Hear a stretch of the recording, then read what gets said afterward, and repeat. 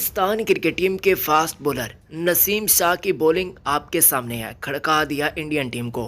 भारतीय cricket team के बड़े बड़े लेजेंड अभी नसीम शाह की तारीफों के पुल बांध रखे गए। अगर आप भी नसीम शाह के सच्चे और पक्के चाहने वाले हैं तो इस वीडियो को लाइक करना लाजमी है। बहुत ही कमाल का पाकिस्तान को बॉलर मिल चुका है। ये मैं नहीं कह रहा, भारतीय क्रिकेट टीम के कुछ बड़े बड़े कमेंटेटर भी कह सकते हैं, आप उनको तजनिगार भी कह सकते हैं और कुछ साबिक करेक्टर भी कहें, क्योंकि ऐसी खड़का देने वाली उन्होंने बॉलिंग का मुजाहरा किया है। और उस लम्हे के अंदर जब वो लड़खड़ा रहे थे, इंजरी का शिकार थे, बहुत ज़्यादा मसाइल का शिकार थे, दर्द इतना था कि हद से ज़्यादा, मगर इसके बावजूद पाकिस्तान के लिए वो काम किया कि भाई बस जीत वैसे बनती थी, हार कर भी पाकिस्तान का ये खिलाड़ी जीत चुका है।